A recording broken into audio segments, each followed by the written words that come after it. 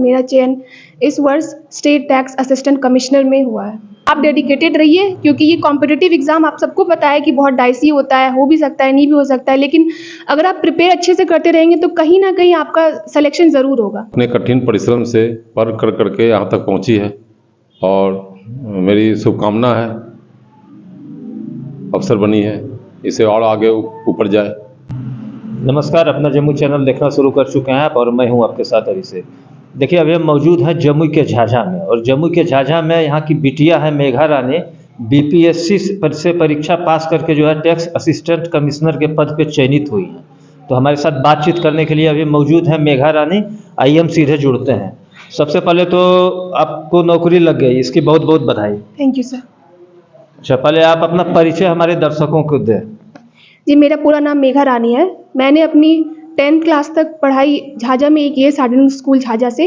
उसके बाद मैंने अपनी graduation Indraprastha college for women's university of Delhi से की है, मैथमेटिक्स ऑनर्स में। उसके बाद से मैं सिविल सेवा की परीक्षा की तैयारी कर रही थी और मेरा चयन इस वर्ष स्टेट टैक्स असिस्टेंट कमिश्नर में हुआ है। स्टेट टैक्स कमिश्नर पद पे चयनित हुई हैं आप। तो ये बताइए कि प्रारंभिक पढ़ाई जो है आपने कहाँ से शुरू की थी? झाझा? जी, मेरी 10th तक की पढ़ाई झाझा से हुई, साधन स्कूल झाझा से। तो सार्डोनिक्स स्कूल झाझा से जो है इनकी 10th तक की पढ़ाई हुई। उसके बाद आप दिल्ली चली गई? उसके बाद मैं फरीदाबाद गई थी 11th और 12th के लिए। अग्रवाल पब्लिक स्कूल से मैंने अपनी 11th और 12th की। उसके बाद मैंने अपनी ग्रेजुएशन दिल्ली यूनिवर्सिटी से की। अच्छा, ये बताइए कि आपको अब नौकरी लग गई, तो आपके पिता बैंकर हैं जैसा कि बताया जा रहा है, तो आपकी चाहत थी नौकरी में आने की इस सेक्टर में या फिर बैंक के सेक्टर में? जी, स्टार्टिंग से मेरा प्रेफरेंस यही था कि मैं सिविल सर्विसेज की तैयारी करूं और सिविल सेवा में ही जाऊं। अच्छा, कहा जा रहा है कि आप ये फॉर्म भरने के लिए शायद तैयार भी नहीं हो रही थी, क्या सच्चाई है?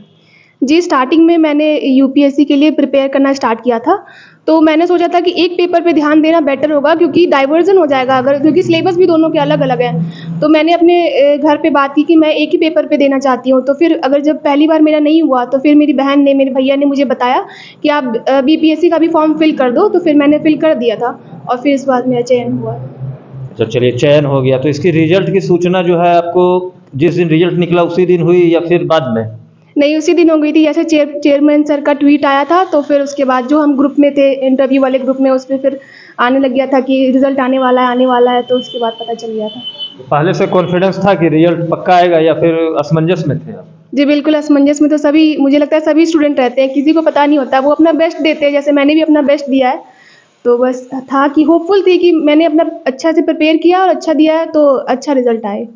चलिए, अच्छा, हम अंतिम सवाल आपसे लेंगे कि जैसा कि बताया जा रहा है कि आप बीपीएससी की परीक्षा दिए, हालांकि देने की इच्छा थी नहीं, यूपीएससी में था आपका कि हम उसमें से करें।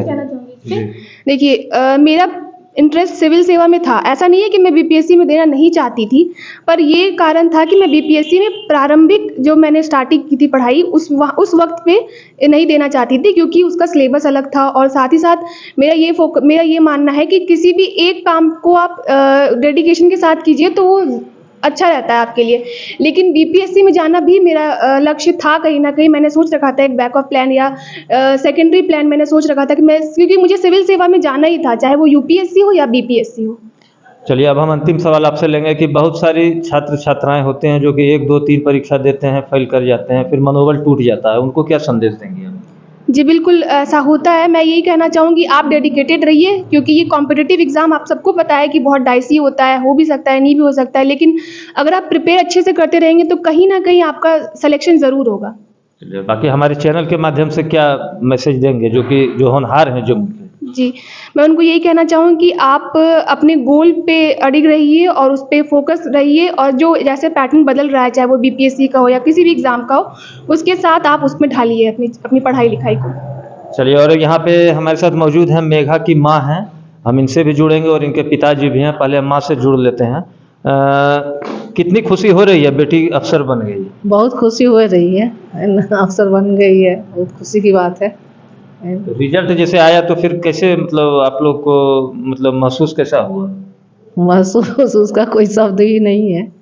मेरी बेटी बस निकल गई, वही बहुत है। अच्छा, मतलब क्या लक्ष्य था आपका कि मतलब इसको अफसर बनाना है या फिर? हाँ, ये लक्ष्य था शुरू से ही कि कुछ ना कुछ करना है। चारों बच्चों को मैं बोलती हूँ कि अपना अपने के लिए अब खुद बनो, खुद करो और खुद पढ़ो, खुद अपना ये करो, अपना लिए कुछ बनना है। मेघा के पिताजी जुड़ रहे हैं जो कि भारतीय स्टेट बैंक में जो है कार्यरत हैं, IM सीधे जुड़ते हैं। मनोज जी, ये बताइए कि पहले हमारे दर्शकों को परिचय दें कि आप कहाँ से और क्या? सबसे पहले मैं धन्यवाद देना चाहता हूँ आपके न्यूज़ चैनल को। और मेरा नाम मनोज कुमार है। मैं भारतीय स्टेट बैंक झाझा में सीनियर असिस्टेंट के पद पर कार्यरत हूँ। आपकी बेटी अफसर बन गई है, कैसा लग रहा है? बहुत खुशी हो रहा है और अच्छा लग रहा है कि अपने कठिन परिश्रम से पढ़ कर करके यहाँ तक पहुँची है। और मेरी शुभकामना है, अफसर बनी है, इसे और आगे ऊपर जाए। तो ये बताइए कि क्या क्या कठिनाई झेलना पड़ा है इसको? आप तो हालांकि इनके पिता हैं, आप बखूबी आप जानते होंगे, कितनी परेशानी झेलनी पड़ी? पढ़ाई लिखाई में तो कठिनाई होती ही है और कठिन परिश्रम करना पड़ता है, बच्चों को पढ़ना पड़ता है। जब दिल्ली में थी तो मेरे साथ रहती थी, वहीं पढ़ी है, 11th की है, ग्रेजुएशन की है, खुद खाना बनाती थी, नाश्ता बनाती थी, फिर टिफ़िन देती थी, हमें भी टिफ़िन दे देती, फिर अपने टिफ़िन लेकर के फिर जाती थी कॉलेज, फिर शाम को कॉलेज से आती थी, हम भी ड्यूटी चले जाते थे, फिर घर में शाम को खाना बनाना, फिर पढ़ाई करना, सब काफ़ी कठिन परिश्रम से झेली है और झेलते हुए आज पहुँची है।